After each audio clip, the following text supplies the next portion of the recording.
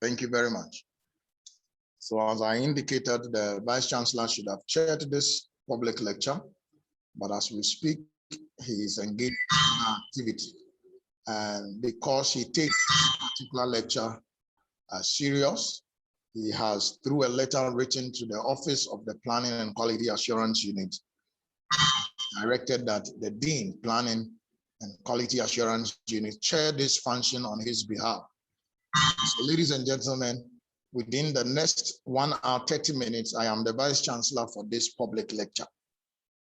And that, for me, I am happy. My name is Bernard Kumi-Boateng. I will chair and moderate this public lecture within 1 hour, 30 minutes. At this forum, we have, I can see a rep from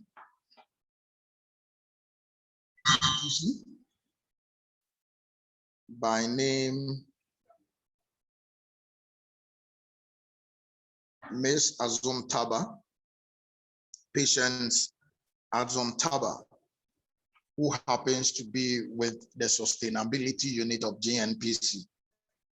Lady, you are welcome to UMaT through this Zoom meeting. I am sure at an appropriate time, we may give you an opportunity to say a word to us.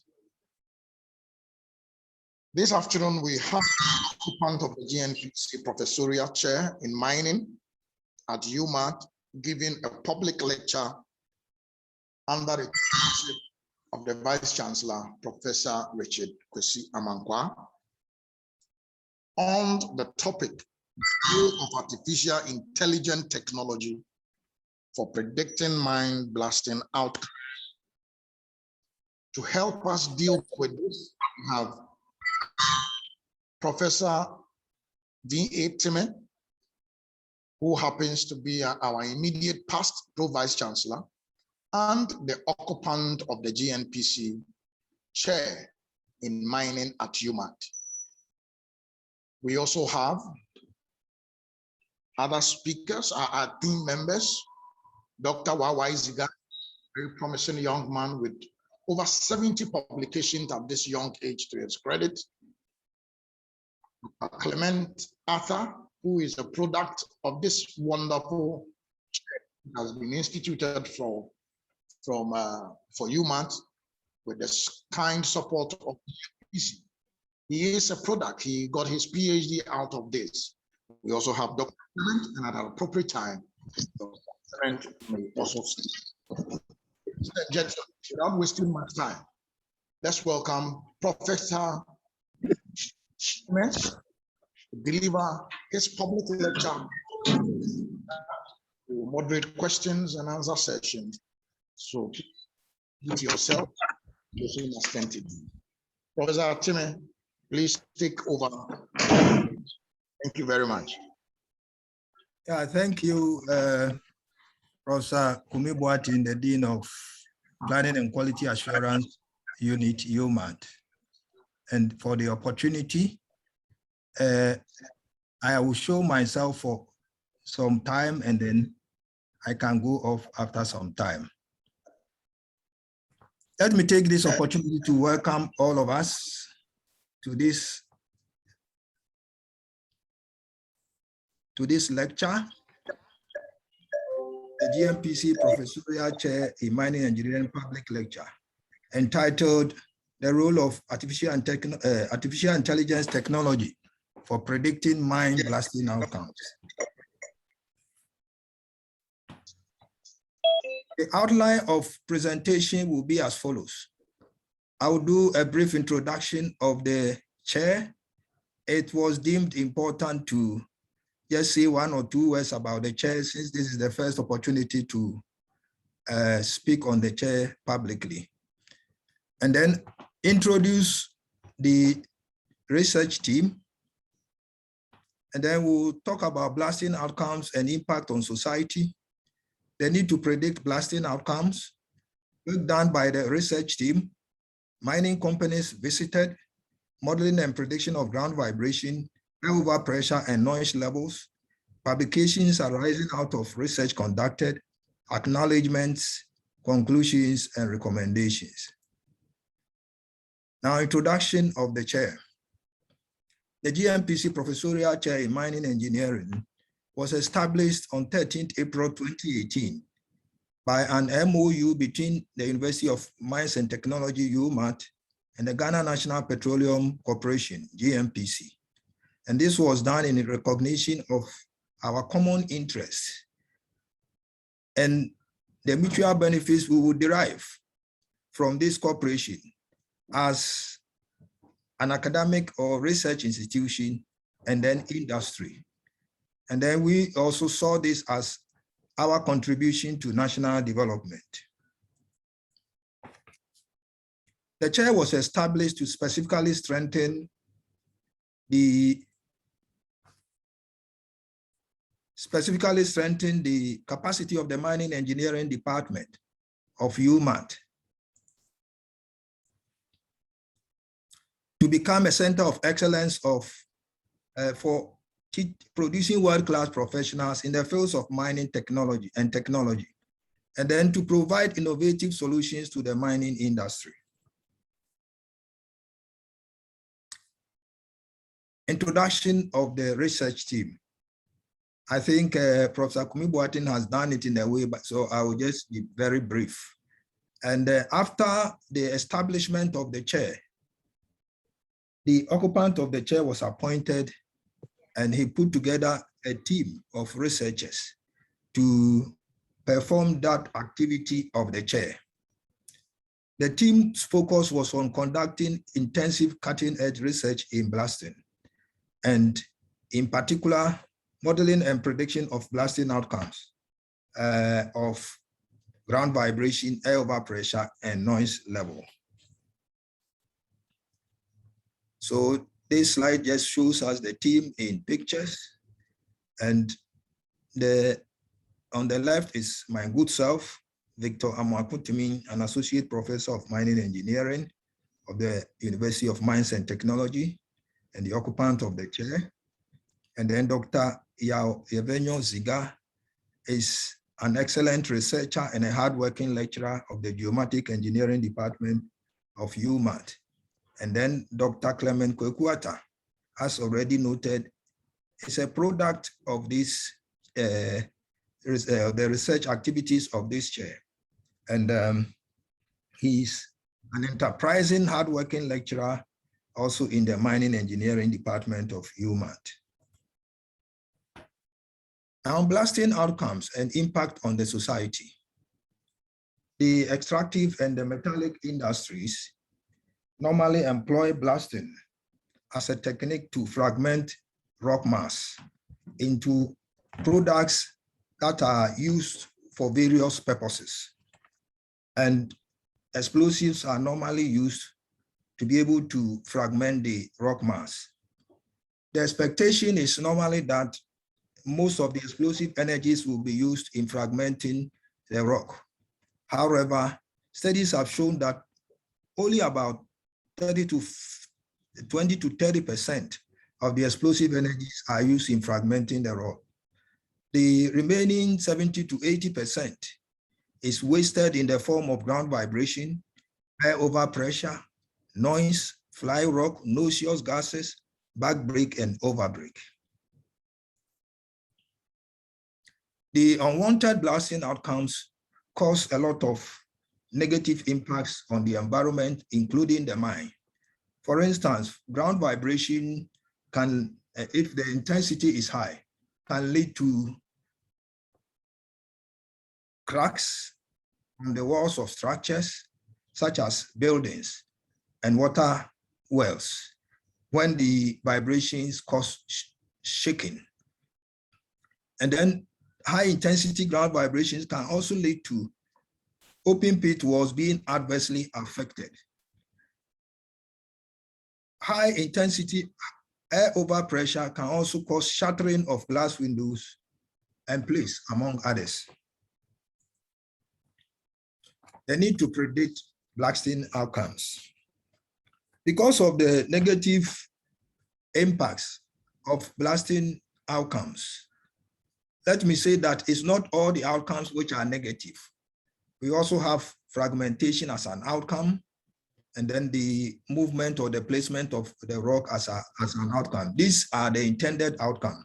But as we have already alluded to, you get the negative ones, and those are the ones that this research focuses on, as well as this presentation. Because of the effect of these negative outcomes, it is important for the blast engineer to consider modeling and predicting the levels of intensity during as part of the design process for a particular blast before the blast is carried out.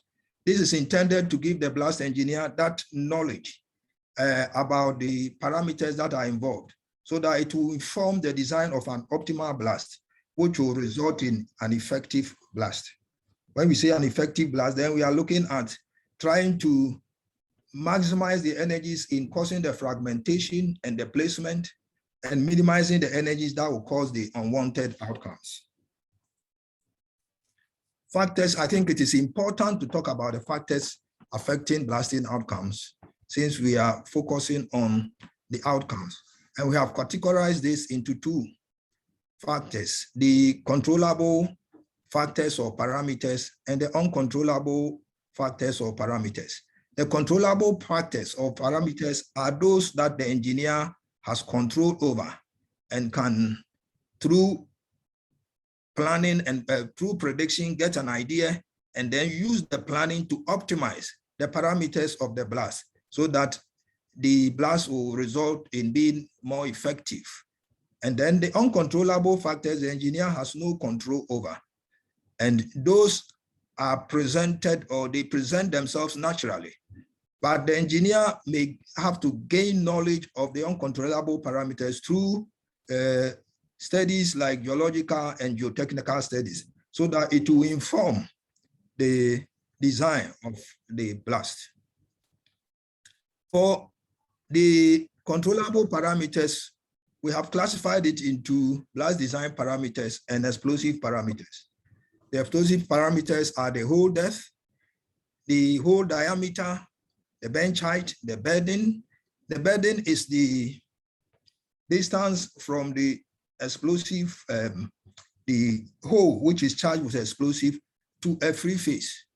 And normally it's measured perpendicular to the free face. And then you have the spacing. The spacing is the distance between two adjacent holes in a row, normally measured perpendicular to the bedding. And then you have the stemming length in particular.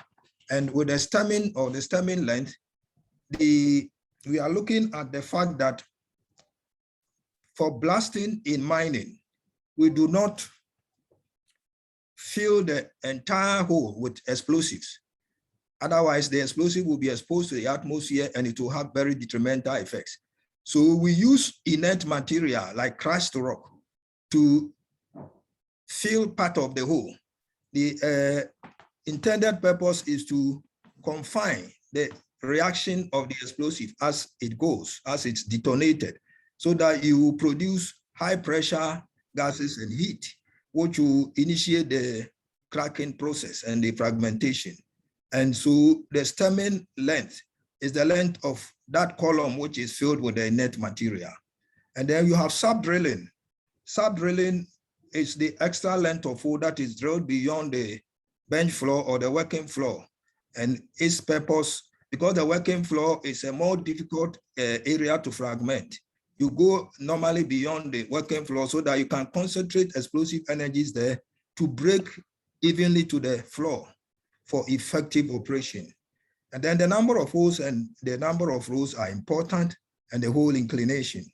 Then for the explosive parameters, we have the explosive type, the maximum charge per delay, the total charge. The maximum charge per delay here is the maximum quantity of explosive that is used for a delay. I will explain a delay as follows: that in mining, normally you do not detonate the entire explosive quantity during blast, because if you do it, then the amount of energy released will be so high that the negative blasting outcomes will be very severe and will have detrimental, very bad detrimental effects. And so normally there is a delay, which is a timing in the order of milliseconds, which is placed in between portions of explosive, which are loaded in one to a number of holes, depending on the operation, so that not the entire explosive will be detonated at the same time, so that it will minimize the effect and it will also improve the outcome. And then we have the total charge, that is the total quantity of explosive that is used in the blasting round. And then the powder factor is just the quantity of explosive per unit volume of the rock mass. And then the velocity of detonation is the reaction speed of the explosive once it's detonated. And then the delay time I have explained, and then the direction of initiation.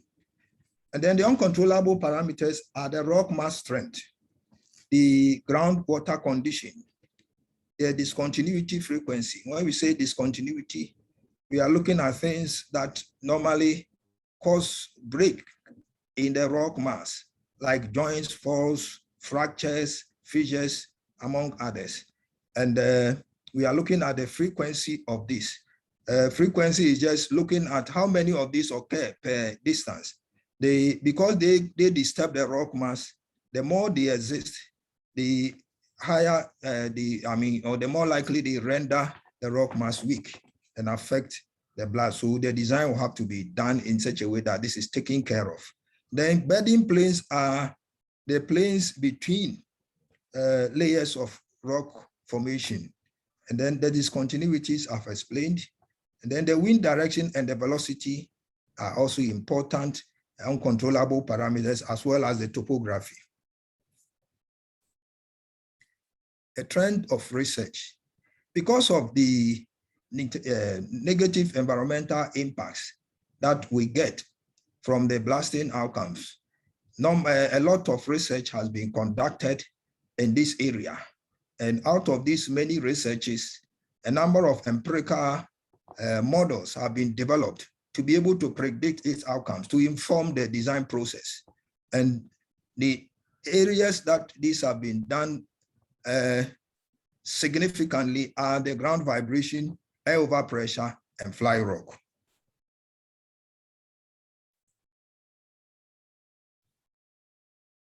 Ground vibration empirical models timeline. Because of the importance of ground vibration and the usage of empirical models over the years, it is important to give a historical perspective of these empirical models. The development of empirical models started in 1959 by the US Bureau of Mines, by Doval and Petkov. And in 1963, the Langefors and Killstrom predictor or model was developed, and this was done by Langefors and Killstrom. The general predictor was developed in 1964 by Davis and others. And then in 1968, Ambrase's hadron predictor was developed by Ambrases and Hadron in 1968. Then the Indian standard predictor was developed in 1973 by the Bureau of Indian Standard. In 1983, Ghosh and Damon 1 and 2 predictors were developed by Ghosh and Damon. And then Gupta and others, their predictor was developed in 1987. Then in 1991, the CMIR predictor, which is the Central Mining Research Institute predictor, was developed by Roy. And then Rai and Sin developed their predictor in 2004. Let me say that one common feature of all these predictors, these empirical predictors or models, is that they all rely on two main input parameters and one output parameter. The input parameters are the distance from the blasting point to the monitoring point, and then the maximum charge per delay. And the output parameter is the peak particle velocity, which is a measure of the level of vibration. And so all of them the same. Then let's take a look also at the historical perspective, considering air overpressure empirical models. And here we have Homberg and Persson developing their predictor in 1979, and then Siskind and others developed theirs in 1980.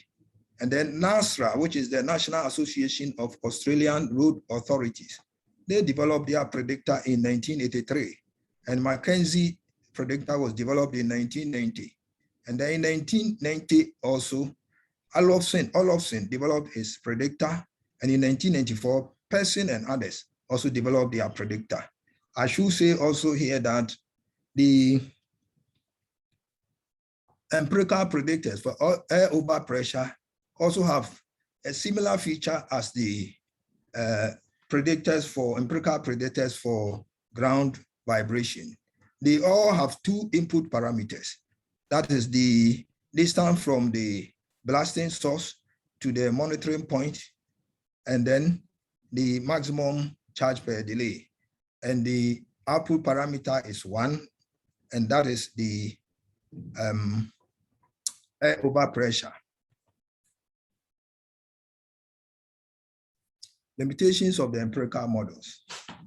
We should say here that the empirical models have played a significant role in the area of trying to predict blasting outcomes and helping in the design process to improve blasting.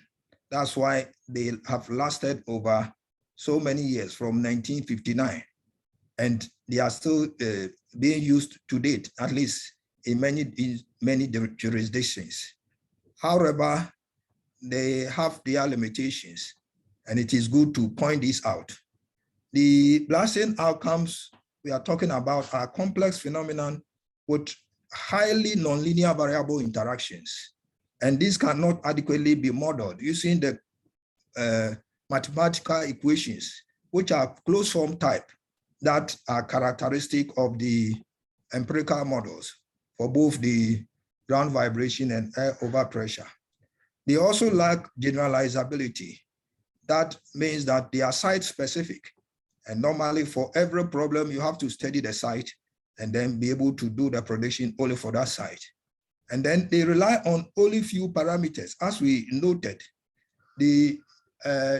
all the empirical predictors rely on 2 parameters. However, these 2 parameters are not the only parameters that are relevant or significant when we talk about the intensity of the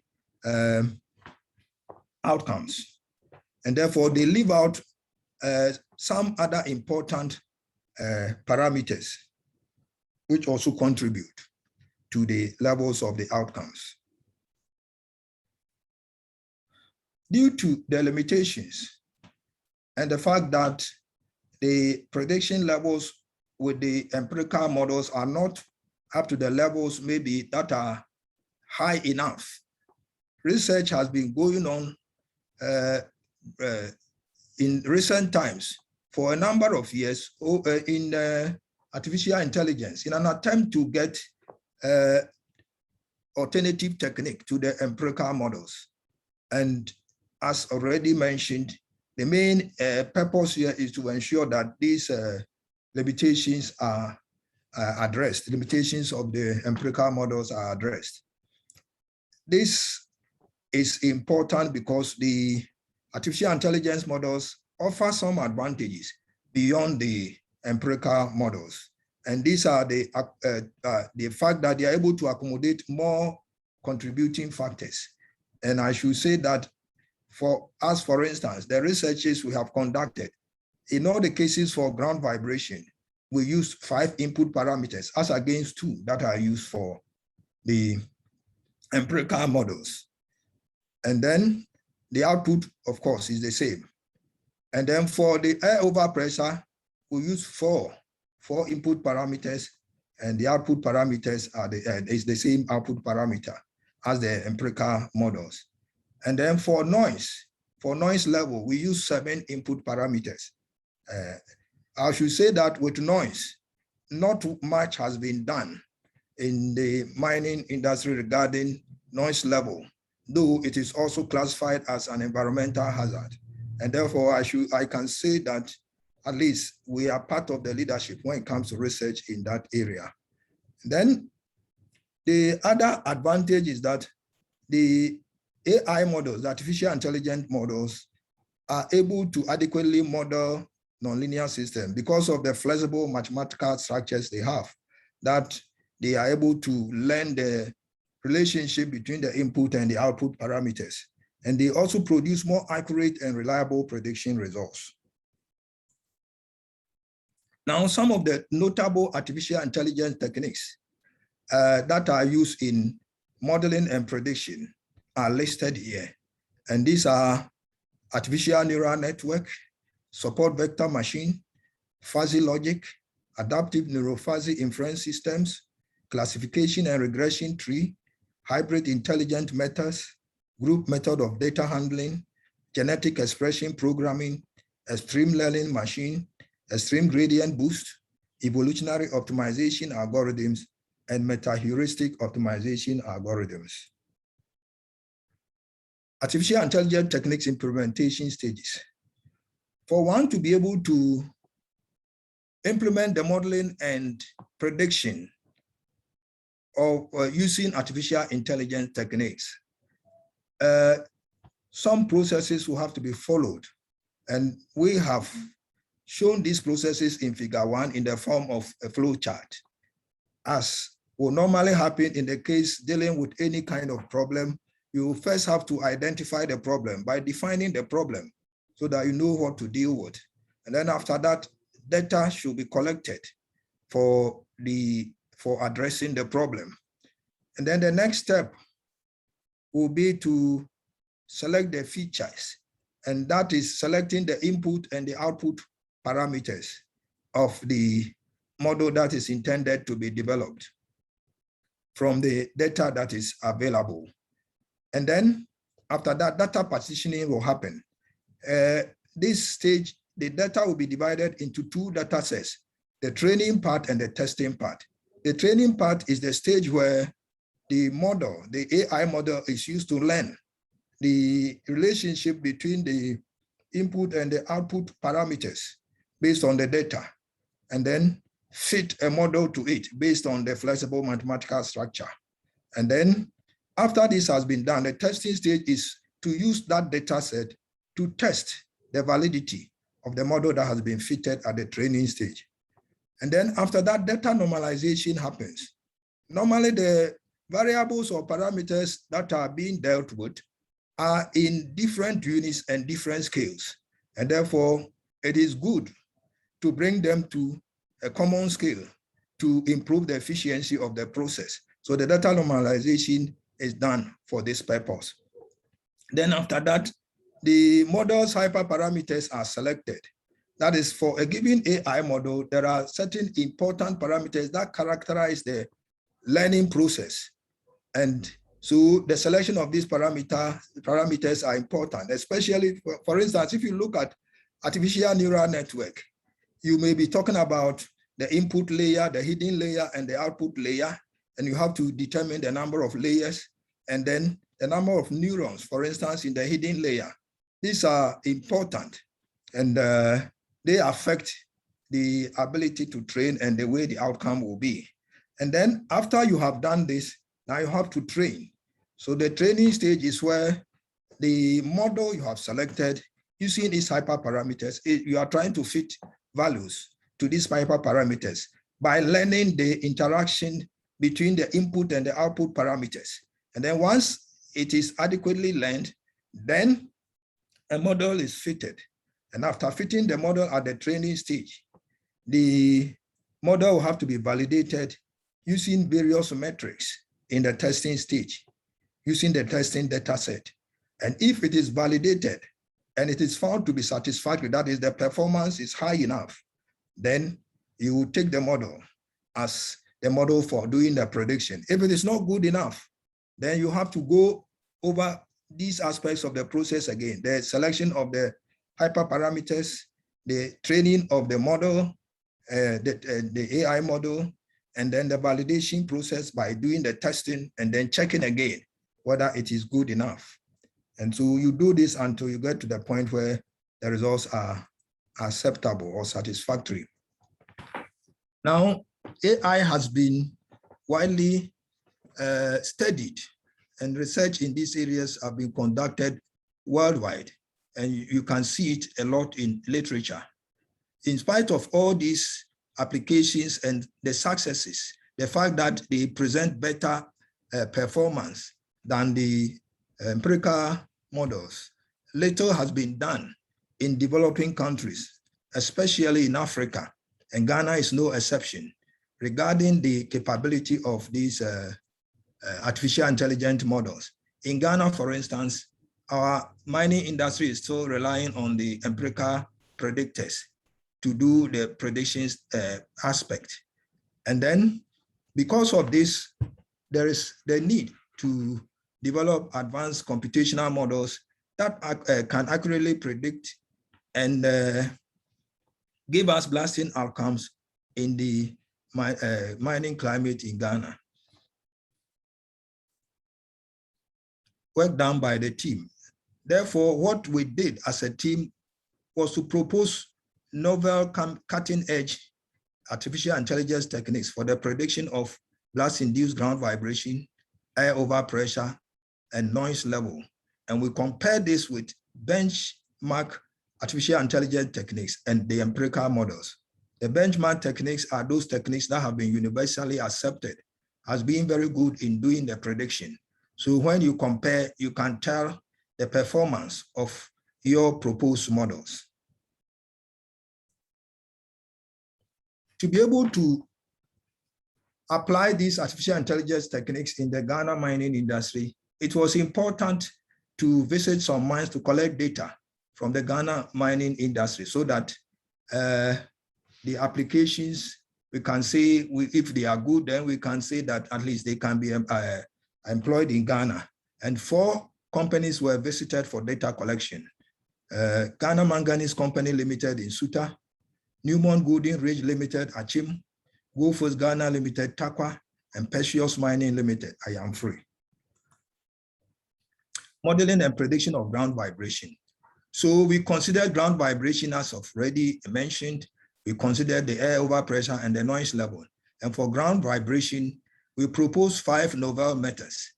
The first one is the self-adaptive differential evolutionary extreme learning machine, which we have shortened as SADI-ELM, and then the Gaussian process regression, GPR, and then multivariate adaptive regression splines, MAS, and then the least square support vector machine, LSSVM, and then wavelet neural network.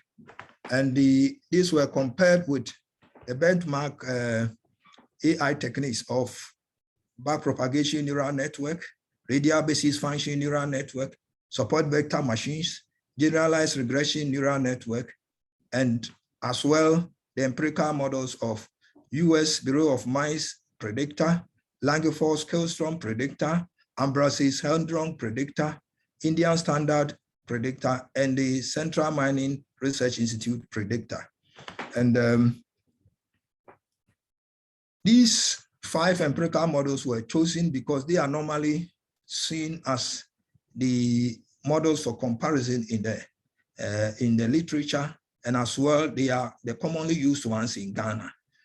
And let me say that to employ this modeling, employ AI in this process, we had to follow the flowchart as outlined on slide 17, which outlines the various stages of implementation of the AI techniques if you are trying to model and predict. So for each of the novel techniques, this was done, as well as the benchmark techniques.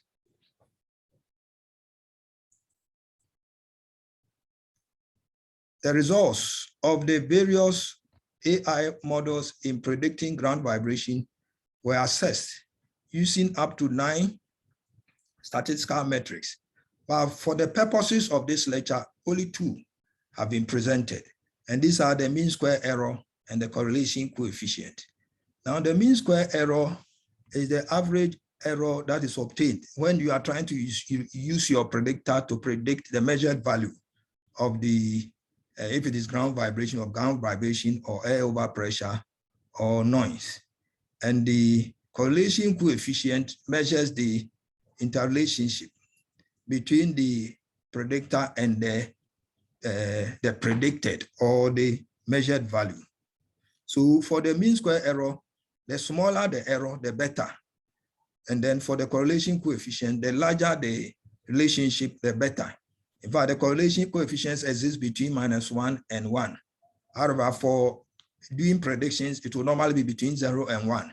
And when it is 1, it means that the prediction is perfect. That is, your predictor has perfectly predicted the original values. And then for the error, when the error is 0, then you have a perfect prediction. So the smaller the error, the better. Now, table 2 presents results of the prediction we did in the Ghanaian mining environment. And the techniques have been listed and ranked in the first column. The ranking is by the mean square error metric. And then the corresponding correlation coefficient values are also listed. And we can see from table 2 that the best predictor was the novel one we proposed, the self-adaptive differential evolutionary extreme learning machine predictor. And then the next one was also a proposed novel one, which is the least square support vector machine predictor. Now, the others that follow are a mixture of the benchmarks and the proposed ones. And it is also clear from the table that all the artificial intelligence techniques in accordance with the ranking are ranked higher. After them, then the empirical techniques follow, or the empirical models follow. So, you know, we have 14 here. 5 of them are novel, 4 of them are benchmarks, and 5 are empirical. And if we look at the mean square errors more closely, you can see that the mean square error for the first AI method is, if you compare it to the Indian standard, which is the best of the, for the mean square error, which is the best of the empirical methods, is at least about, the error of the empirical methods about 1.5 times that of the AI technique. And then if you compare it to the West one, then it's about 3 times. The West one, that's the Ambrasis-Heldron one, it's about 3 times. And the US Bureau of Mines ones, which is most commonly used, the error is also about 3 times. Now with the correlation coefficient, if we look at the correlation coefficient for the top one, as against the best one for the empirical predictors, the difference is about 9%. A 9% difference in engineering is very significant. That is the dependency of the predictor, the relationship between the predictor and the predicted or the measured value. These results are also graphically presented. And figure 2 is just showing us the results when mean square error is used as a metric against the techniques. And if you look at the ranking, the shortest one, the shortest bar is the best one, and that is on the left. And then the extreme right presents to us the worst one, which is the Ambrasis-Heldron one. So it follows in that order. And then the results are also presented for correlation coefficient graphically for the various techniques, and it follows a similar order. The best one being the self-adaptive evolutionary, differential evolutionary extreme learning machine predictor, and then the worst one being the Ambrasis-Heldron on the extreme right. So we can say from the results obtained that the AI techniques which we introduced, the novel ones, they were 5, and amongst them, the top one is the self-adaptive differential evolutionary extreme learning machine. It outperformed all the benchmark AI techniques, as well as the empirical models. And the remaining 4, which are the least square support vector machine, LSSVM, the Gaussian process regression, the GPR, the multivariate adaptive regression splines, MAS, and then WNN, the wavelet neural network techniques. They also produce comparable results to the benchmark techniques, but outperformed the empirical techniques. So collectively, all the AI techniques outperform the empirical techniques. Then we look at modeling and prediction of air over pressure. Here we proposed one novel method That is the brain-inspired emotional neural network, BIENN. And this was compared with the benchmark techniques of backpropagation neural network and support vector machine, as against the empirical methods of generalized predictor and Mackenzie formula. I should also say here that for the AI methods, we have to follow the steps that have been outlined in the flow chart presented in slide 17. And the results are shown in table 3 for the modeling and prediction of air over pressure. This was also ranked based on the mean square error, and the corresponding correlation coefficient values are also presented. And we can see from the techniques in their rankings that the brain-inspired emotional neural network is the top ranked one for both the correlation coefficient and the mean square error. And that is the proposed one.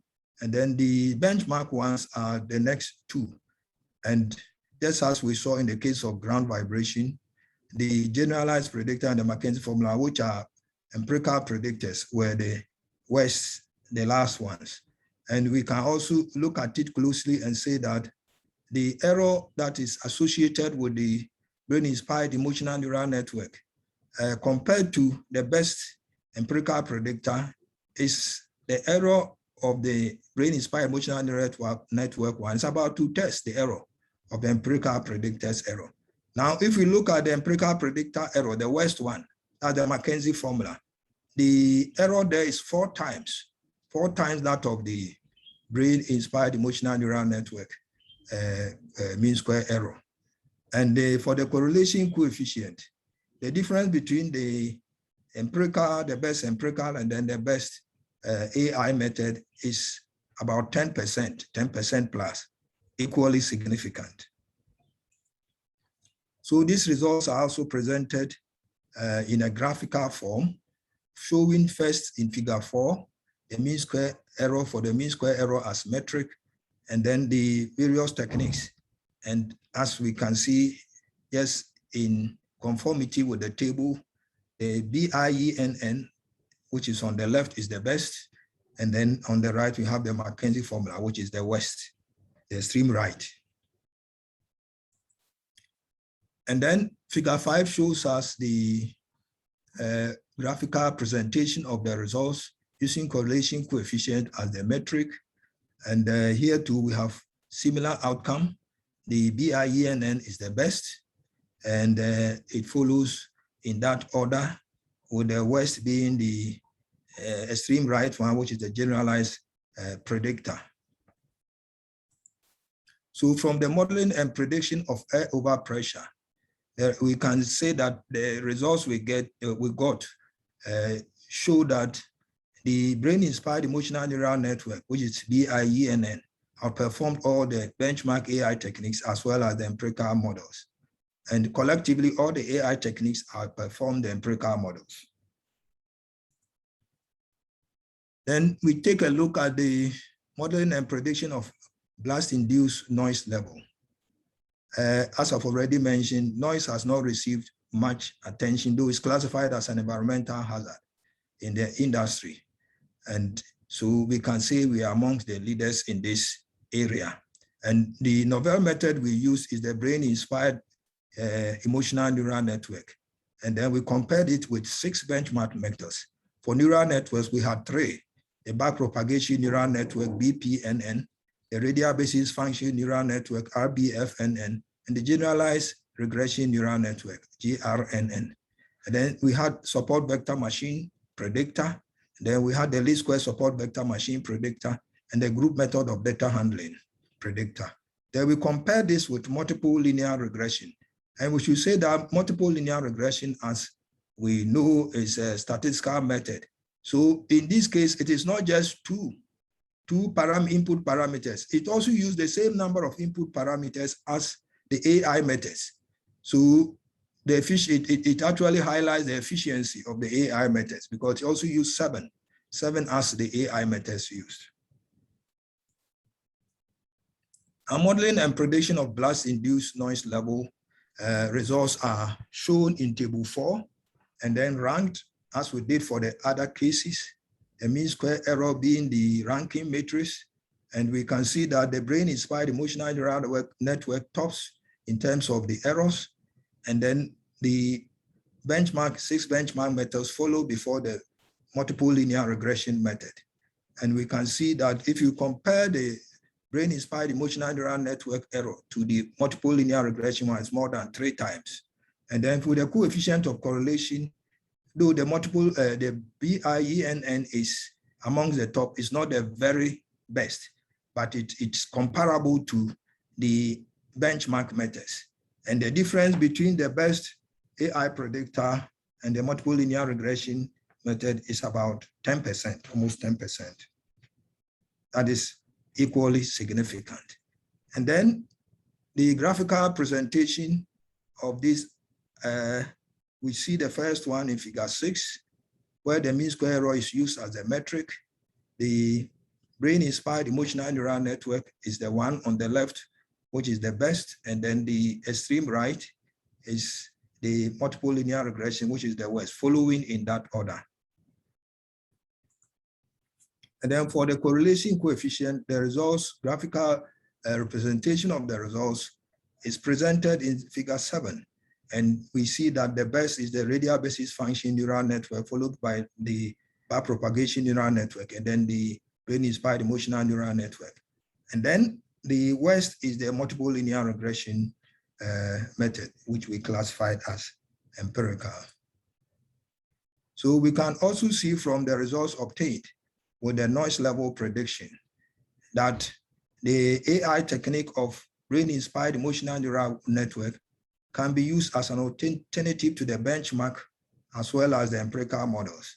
And collectively, we can also say that collectively, the AI techniques outperform the empirical models, just as we have seen in all cases. Now let's show the publications arising out of the research. We have been doing this research for the past 2 years since the activities of the chair started. And we have not presented these papers in any particular order. And so I just mention them as they are presented.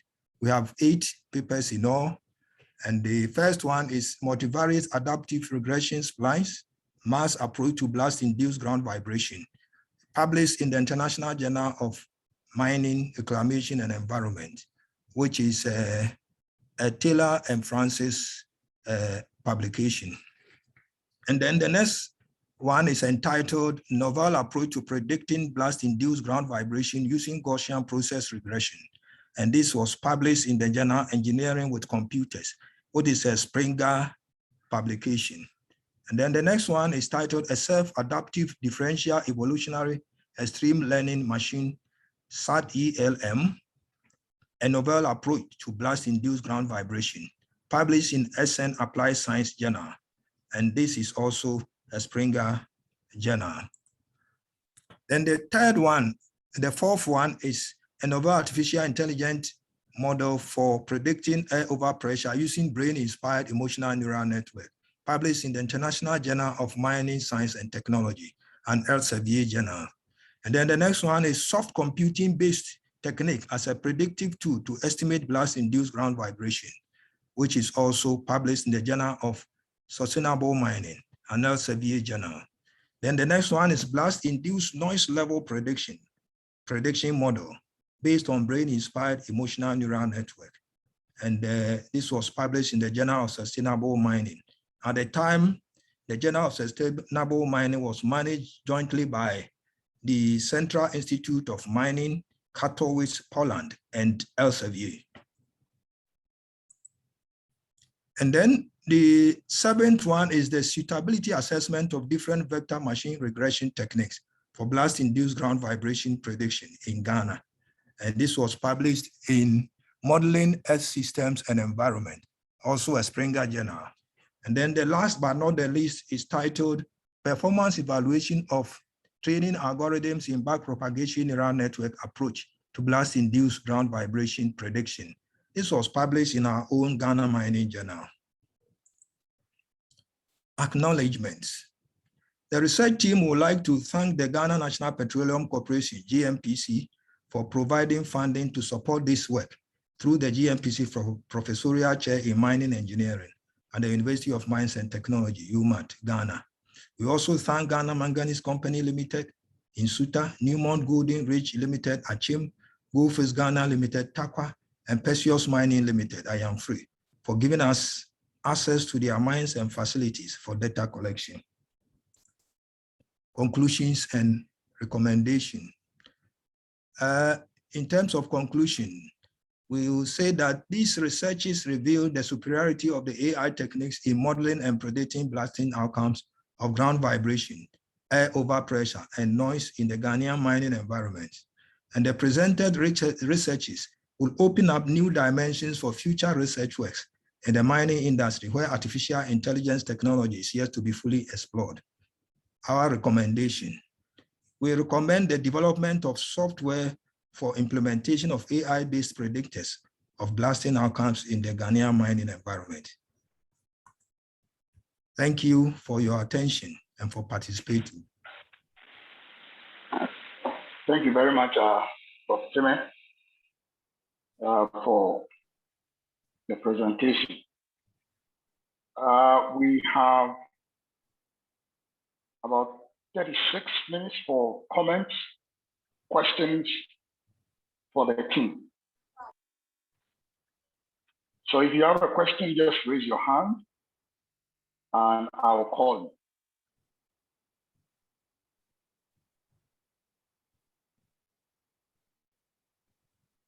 Dr. Benjamin Odoy, please go ahead with your question. Thank you, Prof. Please, Prof, I want to know if you could probably go to slide 23.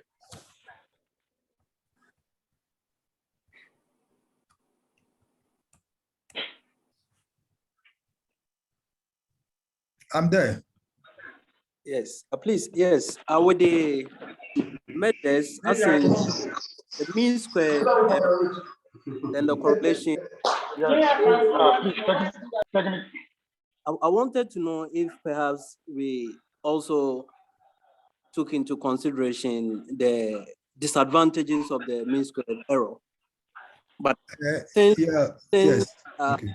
you did not talk about the other measures you used, which you said you considered others. But I wanted to know if you also consider the disadvantages of the mean squared error.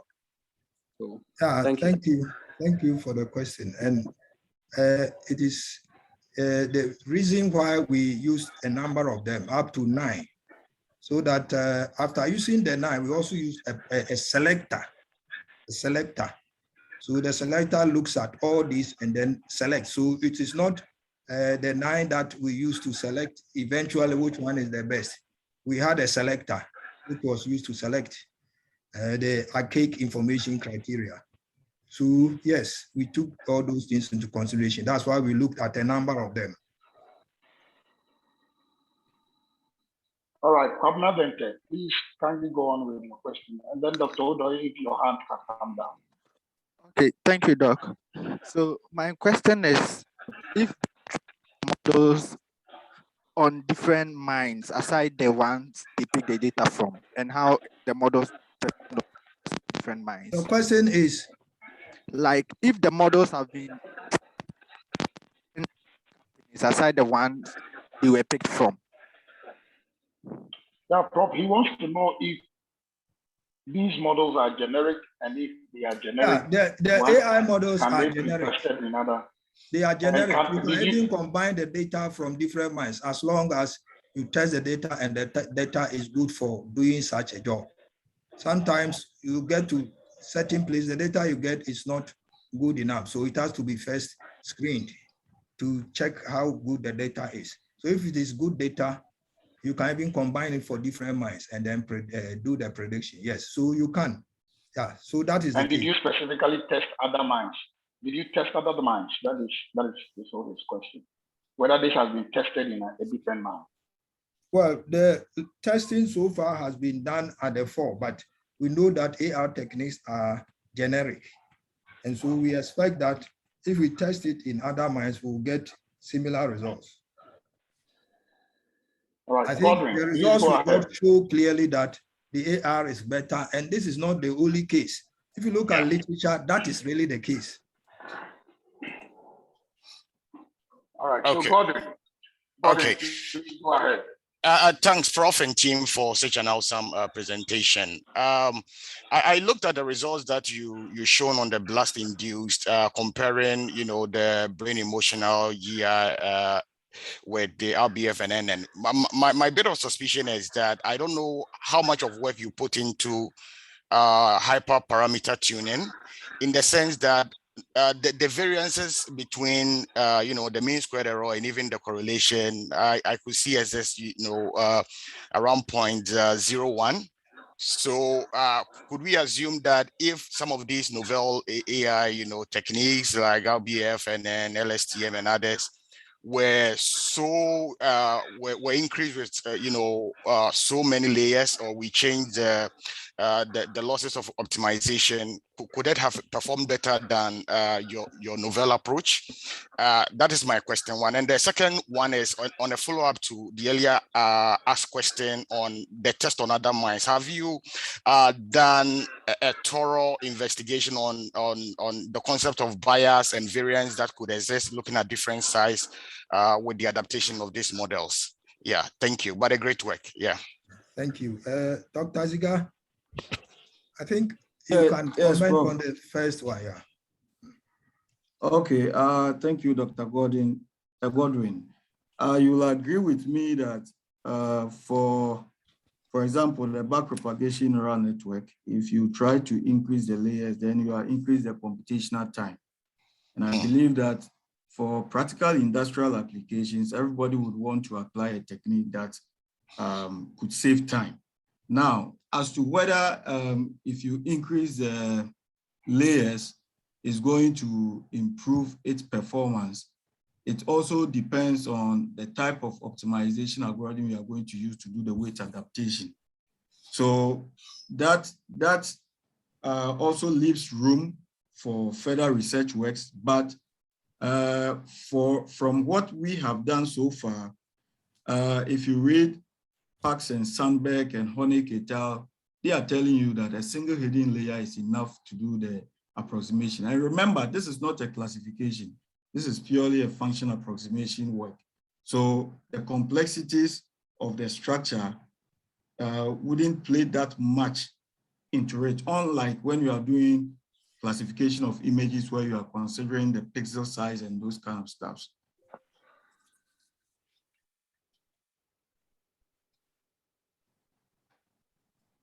Okay, great work. All Thanks right. for the comments. Yeah. Thank you. Samuel Obi. Yes, sir. Yeah, good afternoon. Good afternoon. Yeah, my name is Samuel Obin, a PhD student, Maths department. Yeah, I'm really impressed with this work. I really like the way the work went, all the analysis and the flow and everything. Of course, kudos to you. But I would like to know, maybe in terms of maybe using, you said you use the AIC.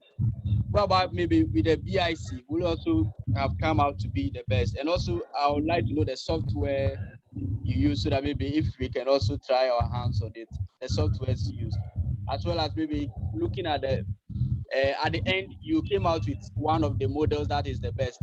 So can we see the way the model outlook is, like putting the variables and everything for us to look at the selector it looks like? Yeah, thank you. Yeah, let me take the last one and say that I think if you want the details, it may be good to, that's why we added the papers. So you see the details in the papers. I mean, the output you are talking about. I mean, those details have been given in the papers. And so I think that will be, here we can't see it because here we are only presenting a summary of what we have done. And so that is for the last one. And then in terms of the software, it was MATLAB. So Dr. Ziga, if you can answer the first one, which is a bit more technical. Okay, I think he made mention of the fact that why we did not use the Bayesian information criterion to do the model selection. He must also understand that aside even the Bayesian information criterion, we also have the Mallow CP statistic. We also have the Kasharp approach. Now, the bottom line is that the interpretation of these results are always the same. You are always looking at the model that produces the least DIC value or AIC value. And on the basis of that, you can use it to do the selection. So in some of the papers, we've used the BIC. In some too, we have used the AIC. And all of them, I mean, will still give you the same values, not necessarily the same, but the interpretation is the same. You are looking for the least value to select the best. So in terms of model selection criteria, we have a lot of them. But you also agree with me that in research, you kind of being specific in what you want to use. But at the end of the day, the interpretation will still remain the same. So in some of the published works, we have used the BIC. In some of them too, we have used the AIC to do the work. But the interpretation is always the same. Thank you. All right, Charles, up here too. Okay, thank you, sir. So I would like to know if the proposed novel techniques, such as the BIENN and the rest, can be applied in GIS, such in techniques like change detection and site analysis. I would like to know if they can be applied in GIS. Yeah, Doc, this one is also to you. Okay. In the GIS domain, they are using machine learning techniques. What we have done basically is in the area of function approximation or prediction.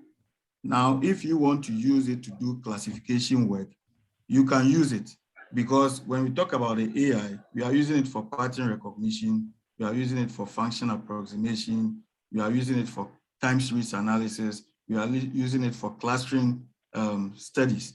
So yes, you can use it in the GIS domain, but there is a need for you to know that if you are using it in the GIS domain, then you are doing more of classification, and therefore you need to apply it to suit that purpose. If you are using it for prediction like we did, then you need to make sure the code is in line with what you want to do. Thank you.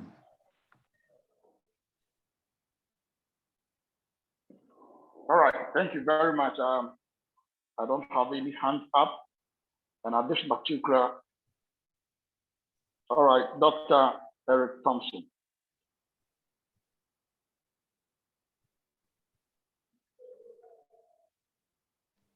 Okay, thank you very much, Prof, for your wonderful presentation. And at your recommendation, you said that if these AI techniques can be developed into a software, I will also tell the team that they should try and mobilize it and develop a software out of it, in which our students can also use it. Then my next thing is, at least we have other mines apart from Ghana. If maybe some means can be sourced so that we can also acquire some data from Ghana, then we test on most of these novel techniques. Then my other question is, I think Dr. Godwin also asked that question, and I think that is how the AI is moving now. I realize that in tuning the hyperparameters, most of the time we use try and error method. So I believe in future works, if you can incorporate automatic selection of these higher parameters, I think it can also improve some of the results. Thank you. Thank you. In terms of the software development, I think something has been done in that direction, but we need to do more. So maybe I would like Dr. Atta make a comment on what has been done in that direction. Dr. Clement Atta. Okay, thank you very much, Prof. I think for the software development, we looked at that during the PhD, but we want to now develop one which, when you have your own data, not necessarily with our own input parameters, but it's kind of very generic for everyone to use. You load your data, you have your training data, testing data, then you do your prediction. So we are trying to create a one for like something like a Minitab software kind of, that anybody can use anywhere worldwide, everybody can just use it. So that's what we are working on currently. So I think very soon it will be done, and we'll also bring to the general public. Thank you. Okay, that's great. So Dr. Thompson, we have taken on board your suggestions. Thank you. Thank you, Prof. Thank you. All right, Godwin, you want to come back? Yeah, hello. I want to know, I have two things. If at any point, I mean, the researchers are looking at open source and the model, which will be good, you know, for other subsequent study evaluation on it. And also at any point, if you want to open source the data, maybe in an anonymized version. My second part will be that, I mean, I work at the Rising University, and we have so much of computing capacity for parallel, you know, processing of some of these AI that needs so much of, you know, computational capacity. And we'll be ready to work at a level, you know, if we want to, you know, scale some of these algorithms towards production, and I'll be ready to talk with the team. Yeah, thank you. Yeah, thank you. And yeah, thank you. Doc, any comment? Prof, Dr. Gordon is actually my mate from UMaT here, and he has also specialized in the AI up to the PhD level. So his suggestions are welcomed, and I'll contact him backdoor, and then we'll take it up from there. And then for the open source, in fact, we've not really sat down to talk about it in terms of making it available for others to use. And you will agree with me that developing algorithms is also not easy. So putting it out like that for free too is another issue. But we'll look at it for the purpose of research and other stuff. We'll look at it and see if we can make it available on the open source market. Thank you. All right, thank you very much. We would like to give some space to GNPC. Madam Patience Azomtaba, if you are still online. Yeah, I'm online. Great. It's possible there may be other GNPC staff online. You have the space within 10 minutes if you have something you want to say. Yeah. Also, if you want to introduce some other members that you can identify online. So please go ahead. Yeah, thank you very much for this opportunity. And I just want to say I have two of my senior colleagues on the line. So I'll just be brief and then allow them to come and share their on the lecture. So that was some presentation. Again, thank you, Professor Timmy. We've worked together on this, and it's not surprising you delivered a point. I just wanted to carry along our audience, for especially those of them who don't usually sit in our meetings. I'll just give a brief overview of the professorial chair, the purpose, and then why we have been able to come together to bring this public lecture. So just for the brief, an overview, as you all know, and for the benefit of those who don't sit in our meetings again, GNPC has committed to fund 4 universities. What we do with the 4 universities is to purposely, allow each university, based on what they do currently, to focus on, to focus in the area of their area of expertise. So for example, the 4 universities in mind that we are currently sponsoring, which will be KNUST, Kwame Nkrumah University of Science and Technology. Their focus is in petroleum engineering. We have UMaT, of course, with a focus in mining engineering. We have University of Ghana with a focus in petroleum geoscience, and the University of Cape Coast, petroleum commerce and governance. So this initiative initially is a novelty, and over time we have seen that all 4 universities are on board with us, and we are able to deliver based on the signed MOU. So as part of the key MOU deliverables, what each university is supposed to do is to come out with these type of conferences or public lectures. So what you're seeing right now is, you know, an MOU deliverable, which UMaT has actually been able to do it on point.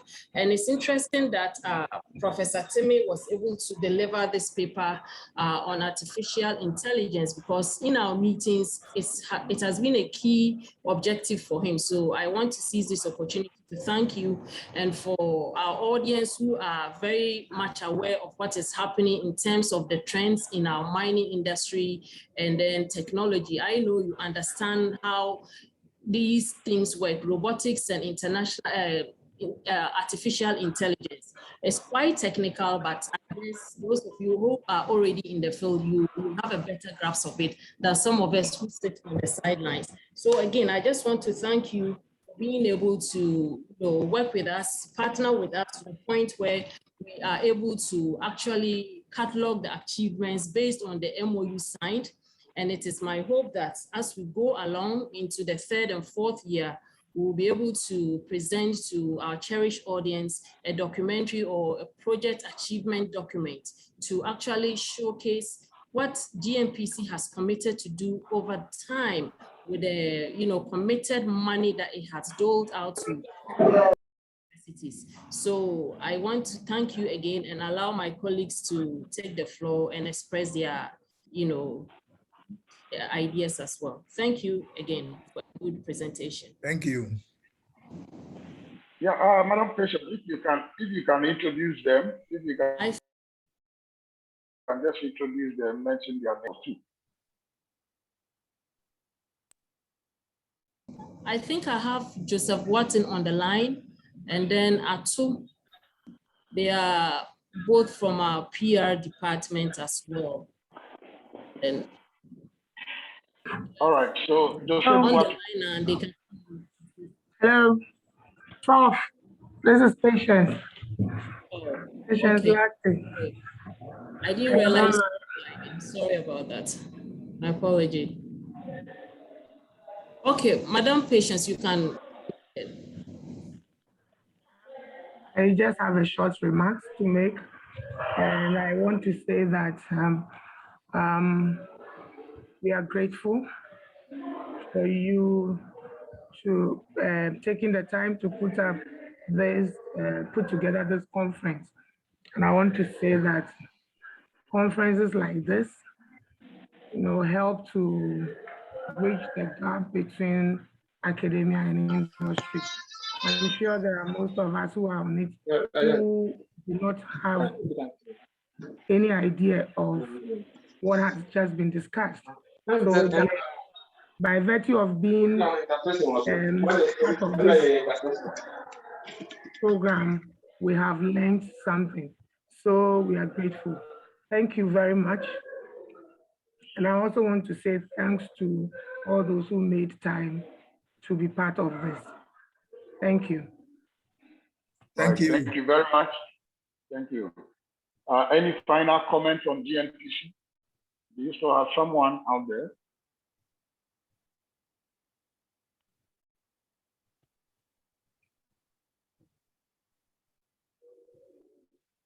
All right. Thank you very much, Professor Timmy and the team. On behalf of the Vice Chancellor, we are grateful to GNPC, not just only the professorial chair.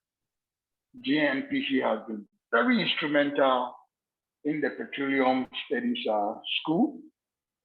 It has come, according to the Vice Chancellor, it has come at a time to support us in increasing the number of students within the university. And so he has asked that I convey their special gratitude, that is the university's special gratitude to GNPC. And also to invite you to sponsor our 7th biennial conference. The formal letter will come, and such presentations will also be delivered at our biennial conference in August 2022.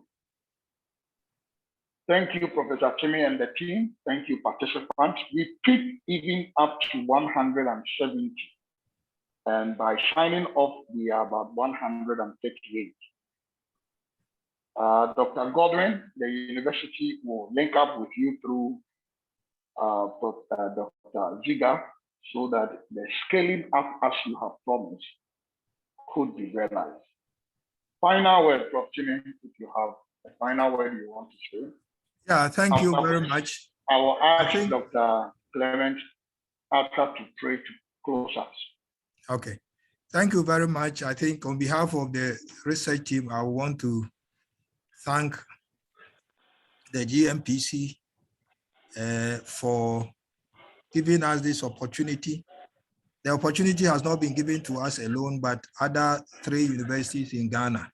And I think it is a bold initiative which is worth actually taking. And we on our part will do our best to ensure that this initiative works out as intended. We are very grateful.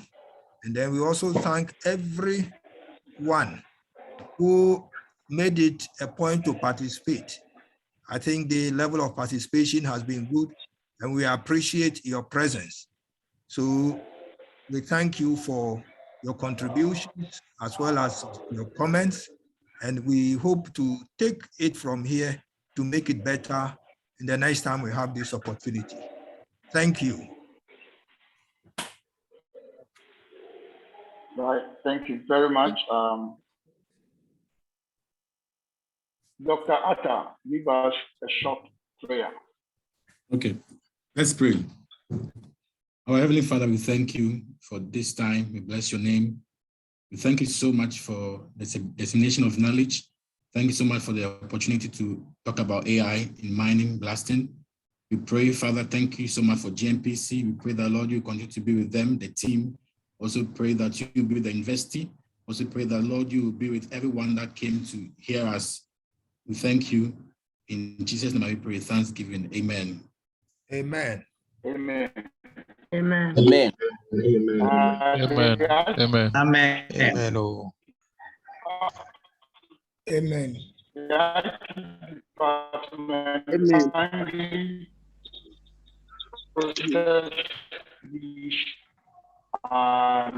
Let's see how best you get it to the institutional advancement, so that we can post this on our LinkedIn and also our YouTube. Knowledge must permeate other spheres. So thank you very much, and PQAU is glad you participated. Bye-bye. Bye-bye.